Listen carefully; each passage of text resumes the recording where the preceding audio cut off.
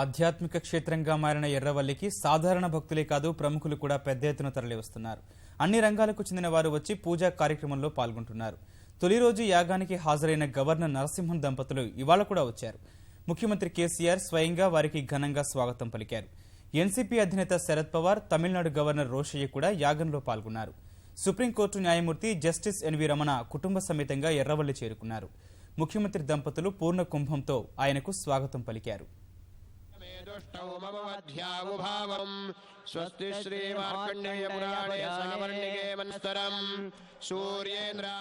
Family కదలి వెళ్ళి ఆ కదలి వచ్చిన దుర్గ తల్లి, కదలి వచ్చిన చండి ఆశీస్సులు అందుకుందామని దంపతియుక్తంగా వచ్చిన అతిథులు ఎందరో ఉన్నారు.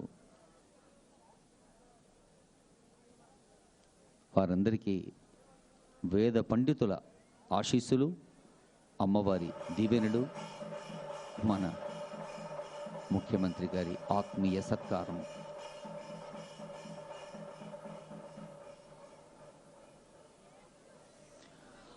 అయుత చండీ మహాయాగాన్ని సందర్శించుకోవడానికి వస్తున్న లక్షలాది మంది భక్తులకి సవినయంగా మనమేమిటంటే, ఉదయం 5 నుంచి రాత్రి 10 దాకా మీరు రావచ్చు. ఒకేసారి ఎక్కువ మంది రావటం వల్ల రద్దీ ఏర్పడిందేమో అనే భావన కలుగుతుంది. కానీ అద్భుతమైన ఏర్పాట్లు చేసే ప్రయత్నం చేస్తూ ఉన్నారు నిర్వాహకులు. మీరు ప్రదక్షిణా పథంలో ఉండి యాగశాల వైపు చూడండి, మీకు కుడివైపు చూడండి, మరి అమ్మవారి ఆశీస్సులు అందుకోండి.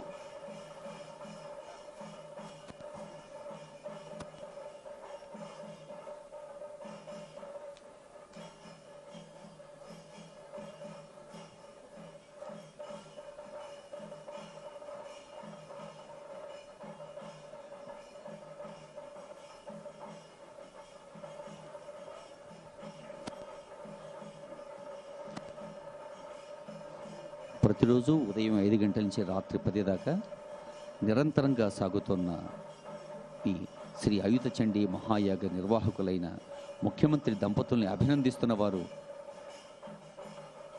ఆత్మీయంగా సగౌరవంగా సత్కరిస్తున్న వారు ఉన్నారు కొందరు.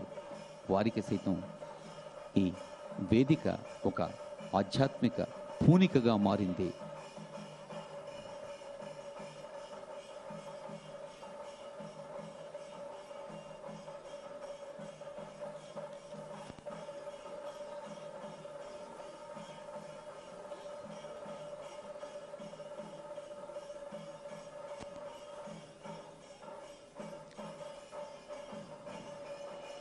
వేగంగా నడవాలి.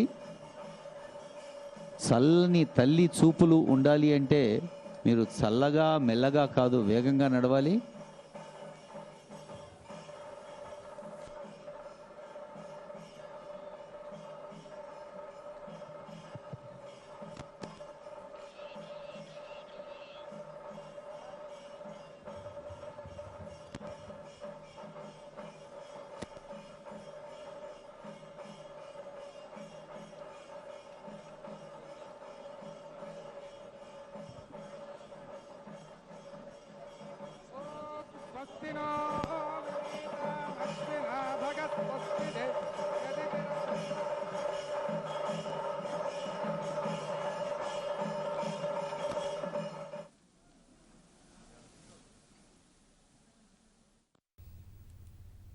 ఒకరు తోసుకోకుండా హాయిగా ఆనందంగా రండి.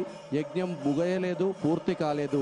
ఇది నిరంతరంగా రాత్రి 10 గంటల వరకు యాగశాలను దర్శించుకునే అవకాశం ఉంది. ఈ విషయాన్ని గ్రహించగలరు.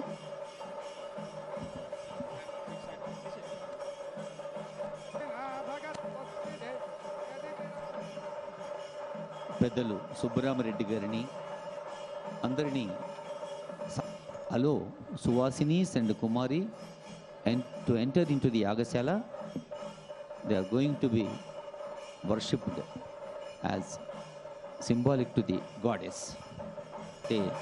నిజంగానే కేసీఆర్ గారు ఎప్పుడూ చెప్పేది, ఎంత పెద్ద ప్రయాణమైనా ఒక్కడుగుతోనే ప్రారంభం అనేది దీనికి మనం సింబాలిక్గా, ప్రతీకాత్మకంగా చూడవచ్చు. కాలానుగుణంగా పరిస్థితుల్ని దృష్టిలో పెట్టుకొని సాగుతున్న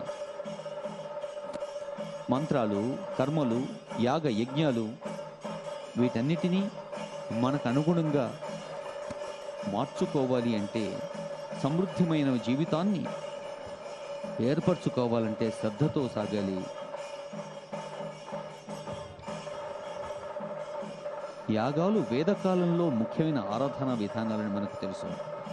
యదా లీలాయతే హ్యర్చి సమిద్ధే హవ్యవాహనే తదాజ్య భాగం అంతరేణ హృతి ప్రతిపాదయేత్.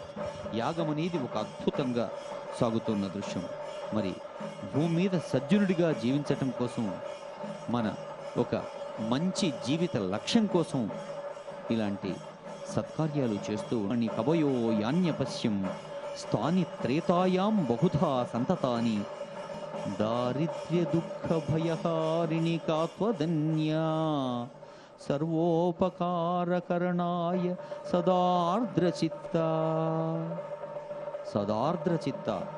ఎవరి గుండెల్లో ఎప్పుడు తడి ఉంటుందో, ఎవరి గుండె